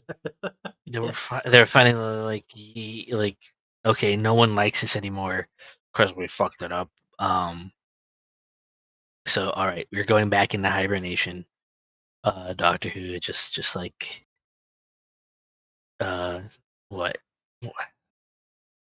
Because before the 2005 reboot, it was like what? Like was Um, it a decade or two or it it, was a while? there was the one '90s movie, and that was it. Like, Oh, and it was there so was yeah, yeah, it was like the '80s or whatever that it ended, and then they yeah. popped up somewhere in the mid '90s for a movie, and then disappeared again for another like 7 years or a little more, and So it's it was like about 2 decades then. yeah. All right, so they finally decided, I guess. All right, we fucked up Doctor Who really bad. Everyone fucking hates it because it sucks now. Even though it used to be peak, it used to be peak. They couldn't help themselves. They had to fuck, just like everything. They have to ruin it. They can't be sincere. They can't just let Doctor Who be Doctor fucking Who. Um, they had to fucking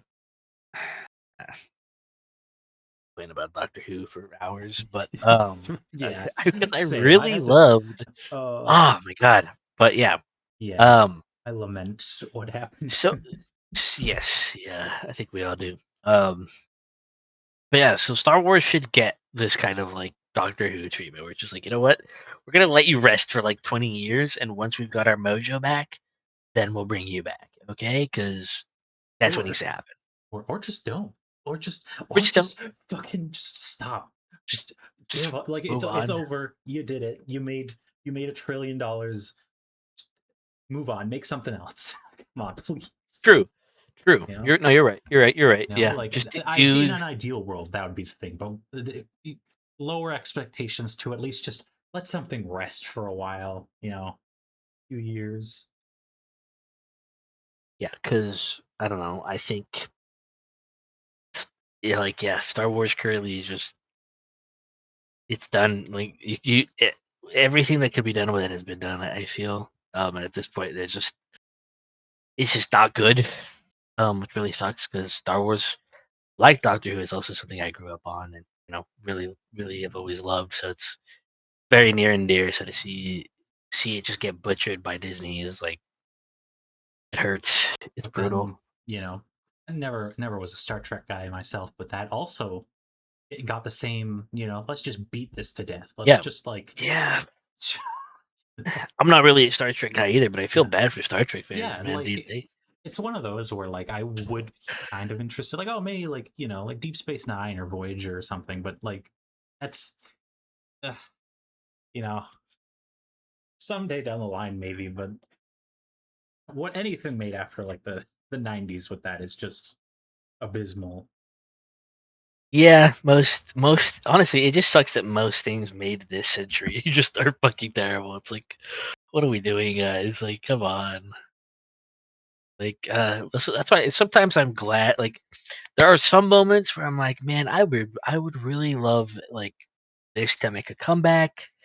More like Land of the Lost is a good example of Ooh, like a yeah. really old show that I love. That I'm like, man, I wish we got more of this. But then I'm like, well, knowing what they would probably do with it now in the year of our Lord 2026, Yeah. I'm kind of glad that like we got one movie in 2009 and that's like it. Yeah, like that's, and this is one of those where I wonder with He-Man here if yeah, maybe it's hard to say because again, the flop, quote unquote, but I Yeah. wonder if it'll kick off like an era of that kind of character. Like you're like, oh, what if we bring back Conan? What if we bring back fucking John Carter and like just like Mm, these old Flash Gordon? Like just do yeah. them I was proper. wondering. You know, Yeah, I was wondering that too. Probably not because yeah, it's flop. So I think that's yeah. a So it's like, signal to the studios that oh, we can't they're not going to dig make money. and dig that up, but I know everyone like there's those rumors like, oh, Schwarzenegger is going to come back as Conan, the 80-year-old man is going to come back as You know, Conan the Barbarian. Fucking Oh, Conan the Barbarian. it's the King Conan movie. He's like an old man. Fuck off. Don't need another old man Logan Maybe bit.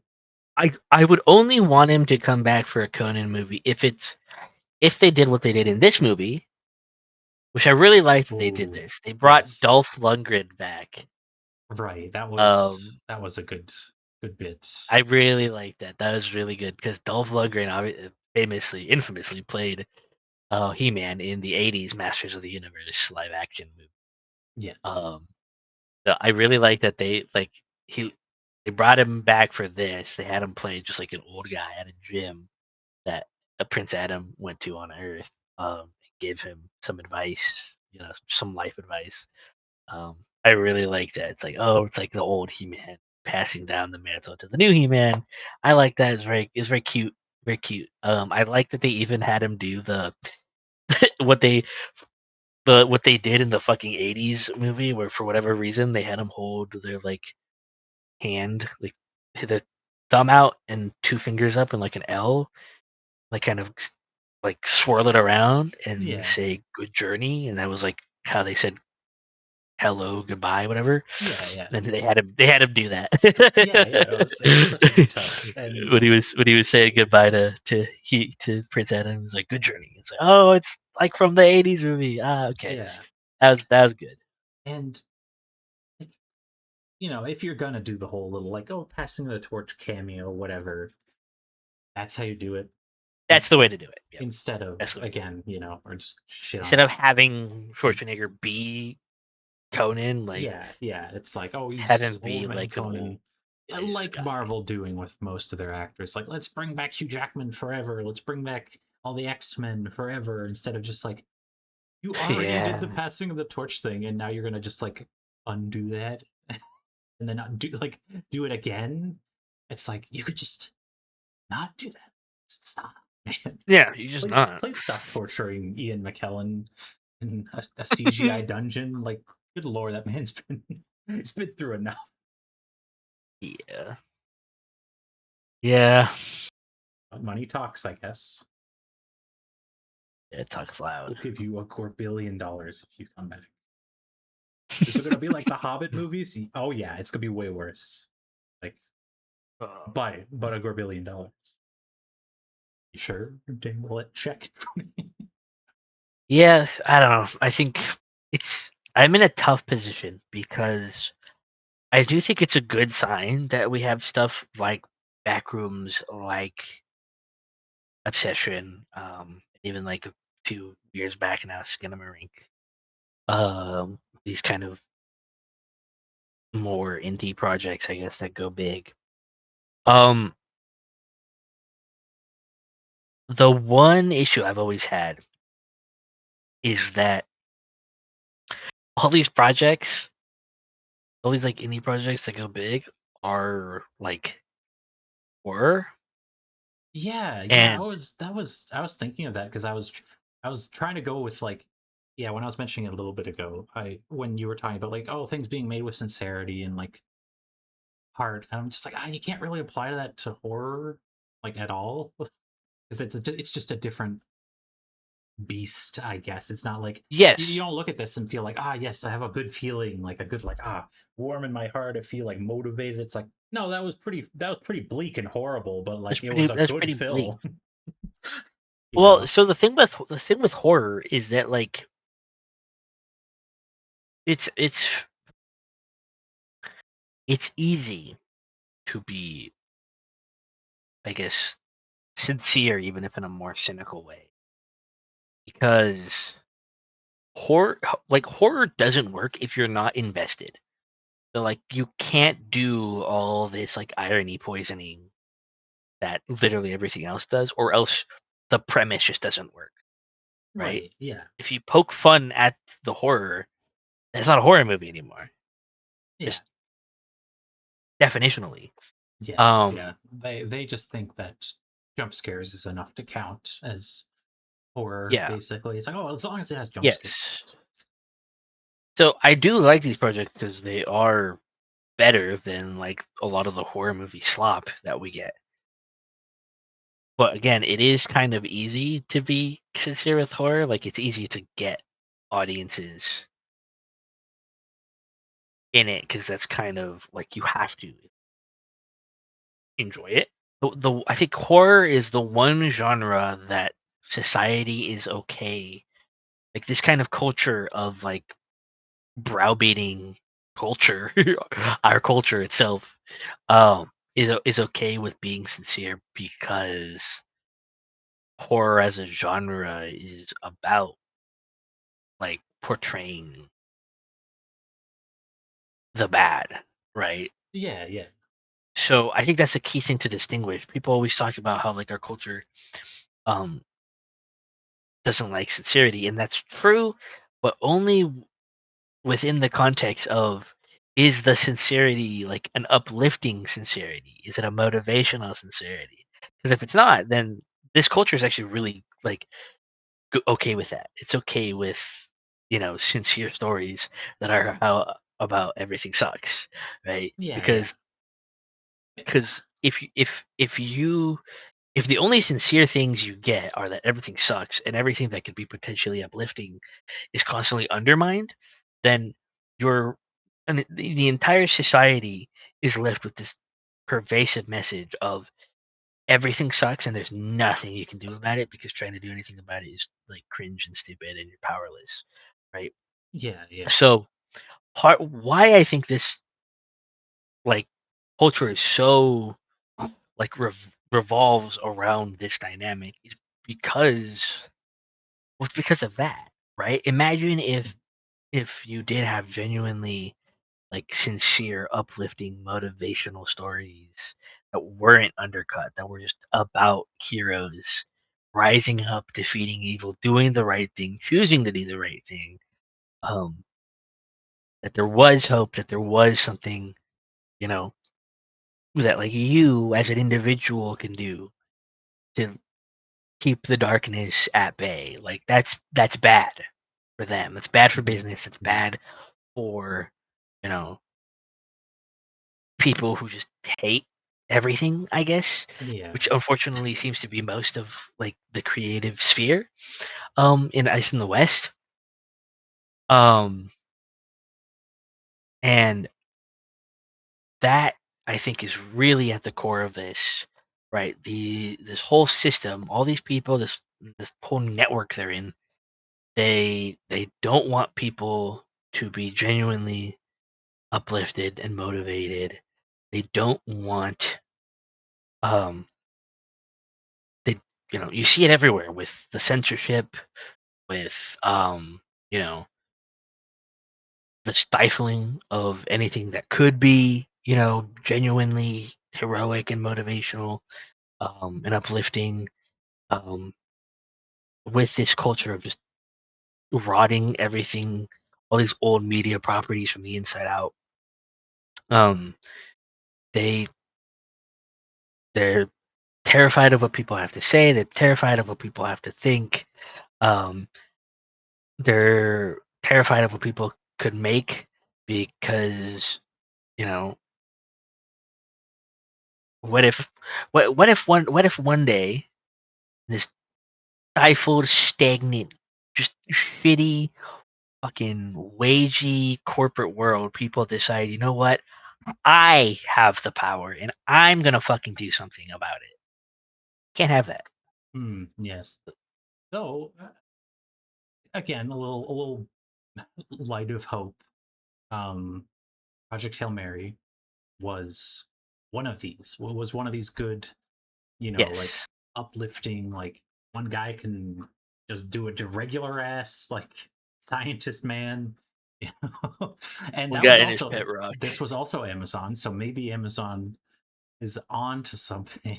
Not that I want to praise Yeah. any No, megacorp, yeah. I but don't want to praise Amazon, clearly, but like if you're doing something right, you're doing something right. yeah, yeah. Simple So as like that. after this, it's like Project Hail Mary and overall Masters of the Universe, aside from the you know aforementioned, Yeah, you I know, think they're both really good signs that maybe we're finally getting over this like irony poisoned, like everything has to be deconstructed and poked fun at.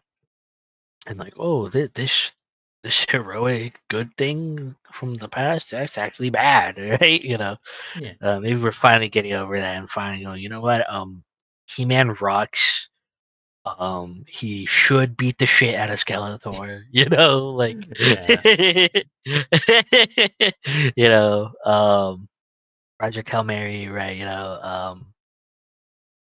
Maybe we can save the Earth with funny little space rock dudes. Just good old fashioned storytelling. It's not ashamed of what it is, and I think you're right. Project Hail Mary, I think, is like the premier example of this because it's not at all ashamed of what it is. It's just pure yeah, it's pure good old fashioned storytelling. Yeah. And today, Yes. Yeah, and done sincere.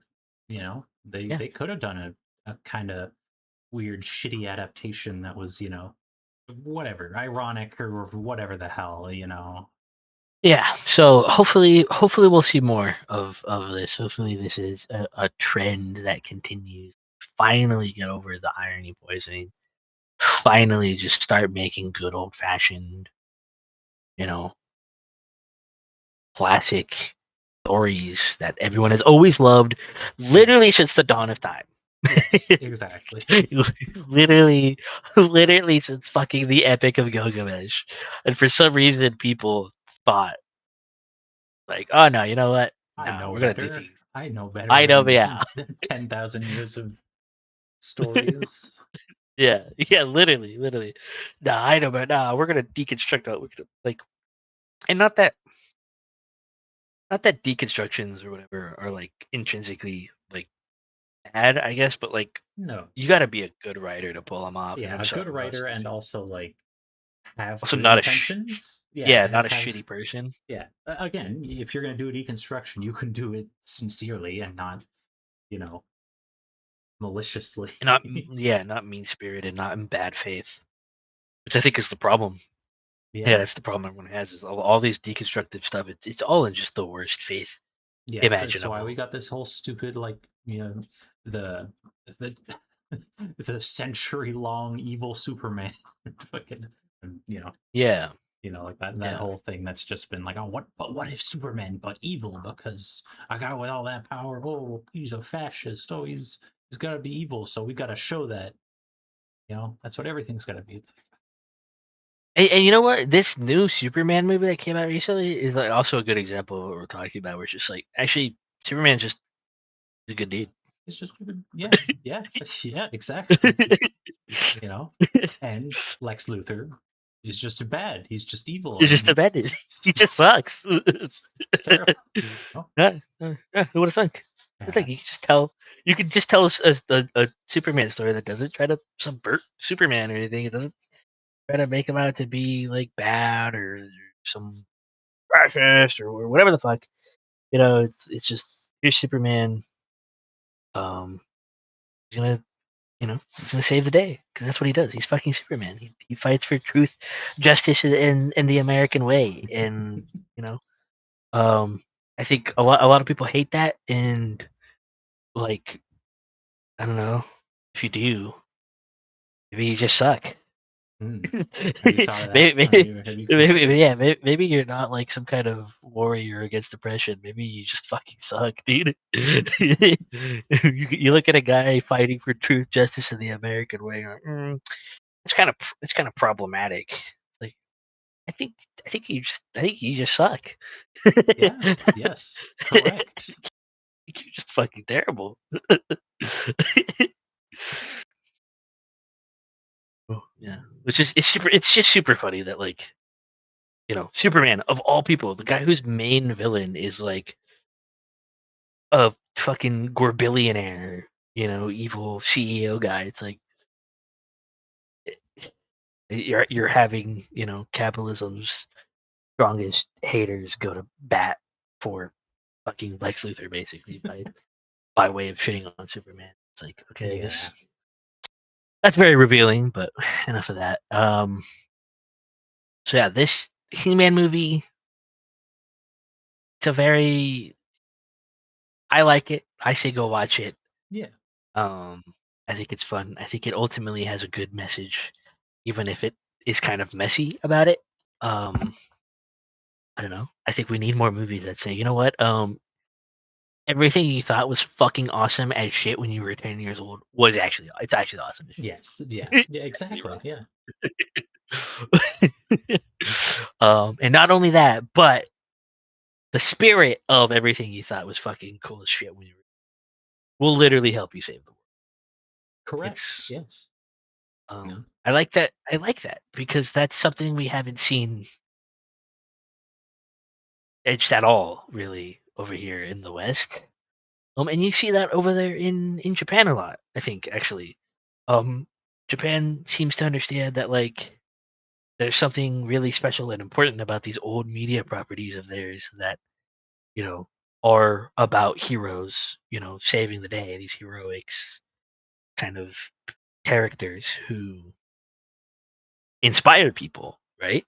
Yeah, yeah. Um, the Shin Ultraman, Shin Kamen Rider movies, all about that. The recent Tojima Wants to Be a Kamen Rider anime is like the pinnacle of that. It's literally about a like 40-year-old man who grew up on the original Kamen Rider shows, growing up, wanting, he's still having that chuny chud heart, even as a grown ass man, training to, wanting to be a Kamen Rider. And then finally one day his time comes to actually beat the shit out of uh, Shocker agents, and it's so good. It's so peak, and so I like that this Masters of the Universe movie did that. I like that element, even if they did it in ways that I wasn't as much of a fan of, right? With the whole kind of mocking the names of the characters and Yeah. stuff. But, yeah, I like, think the fact that I yeah, think ultimately the fact they embrace them and the fact yes. that the movie at the end is like Bro's inner 10-year-old is basically the reason why he beat the shit out of Skeletor. Um, Yeah, yeah. and on top of that, like, of course, yeah, like, the whole he's just evil, therefore He-Man it doesn't have to hold back. He doesn't have to, like, he's like, "Oh, I was pulling my punches." He murks it. He just completely he, wrecks him. He he atomizes him. fucking He pulverizes it. Oh my turns god, him it's into so just good. a skull. Like, just completely, like, nukes him when he wrecks his staff. And I'm just like, they could have done the other stupid thing where it's just like, "Now you're going to jail," because that's what, that's what heroes do. They just, "I'll be better than the villains who kill everyone and murder everyone, so I'm gonna put them in jail. You're gonna face real justice." No, just kill him. Just, Yeah, you're out of here, buddy. you know. You gotta go. Sorry, dude. Sorry, not sorry. You gotta fucking go, dude. Oh yeah. And you're out of here. Yeah, that was really good. So I do ultimately have to come to the assessment that Masters of the Universe is good. It rocked, and I hope we get more. And it also rocks. Please don't fuck this up, Amazon. Yeah, Whatever you do, just don't fuck it up because please. it's He-Man. It's so good. We need more. We need more of the Chuny Chud energy. Um, Yes. Yes, please. Please show us that the we need West more is of it. capable of doing this, and no. Yeah, yeah, because like we need it, Yes. especially these days. Oh Jesus yeah, the Christ. West in particular is whew, oh, they really Yeah, need. yeah, really, yeah, we really need it. I think I was watching this video actually earlier about like why like Gen X like still to this day really fucking adores He-Man, Mhm. and it basically summed it up as like, while for like younger generations maybe He-Man is more of this kind of like silly, kind of cringe, like joke, right? Primarily like associated with like a meme video from like Yes. 2008 or whatever. Which I do like that they had the song in this movie. By That the way, was a good I do touch, gotta. I was like, God bless, and that God fucking bless. they didn't treat that with the irony that they could have. Like, they could Yeah. have totally just had it been like, "Oh, what's this stupid song?" Just, cut it off. Like, turn that garbage off. uh, Nope, just full on did a bit with just it. And full it's on like, at it there. that's pretty good. Yeah. So this guy was going on about how like for them, for the generation that grew up on the He-Man cartoon, like it was for an entire generation of like young boys who, were obviously when you're a young boy, you're sick of being told what to do, but like your mom, your teachers and shit. He-Man was a show where for like the first time, like it really felt like, oh, like here's a character who's basically a stand-in for you, the audience, who, he's He-Man. He has the power, dude. He can do whatever the fuck he wants. But like is also not a piece of shit about it. So it's both empowering and also like instilling good morals. So that for an entire generation, like He-Man is this very important character that helped a lot of kids, you know, feel that they have control over their own lives, Yeah, right? yeah, Which I think is something that storytelling I think is kind of like all about in a way. Like that's the goal, right? Um, in the same way younger people talk about like Legend of Zelda, I think is a good example of this, right? Like Legend of Zelda, I think was kind of this for like a lot of '90s and 2000s kids, right? Where, like, mhm, fighting, Ganon at the end of like Ocarina of Time, right? Like the whole story is about Ocarina of Time is specifically, I think, is it's a story about Link who starts out as a kid, you know, kid Link, and then he's kind of forced to like grow up really quickly because of time shenanigans shit, and find it within himself to literally, to literally find the courage, the Triforce of Courage. That's what he represents, right? Um, to Ganon, face Ganondorf. Um, it's overwhelming, monstrous, powerful force. yeah, Um, like a lot of the best stories are these stories that in the kind of Chestertonian way, right? The famous G.K. Chesterton quote, right? When talking about back in his day, people were kind of degrading like what were called fairy tales, which we would oh class yeah, before more as fantasy nowadays.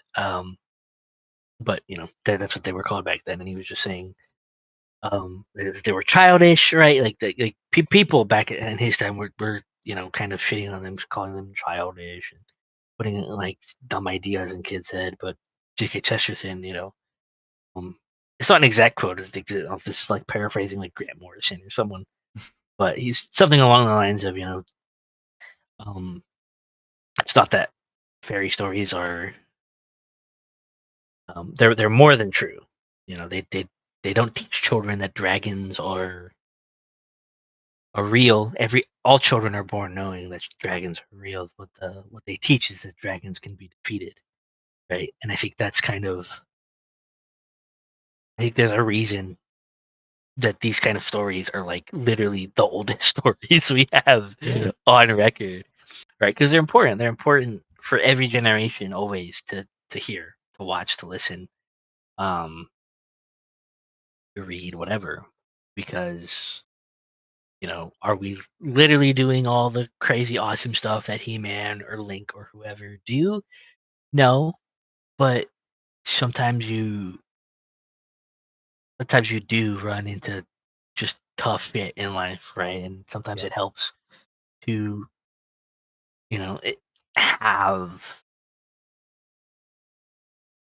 these important stories in your life that help you kind of push through them, I think. yeah, yeah, Um, exactly. and it's a fucking tragedy that like again the entire Western creative industrial complex just decided actually everyone should be fucking miserable all the time Yeah, always. it's I guess it's just maybe it is just some stupid like civilizational cycle. We're just on like the shit end of it, you know, like with you know how you're talking about Chesterton there of like oh the people then shitting on fairy tales and things like that. It's like oh they were just the same like post irony type of like fucking people that came about.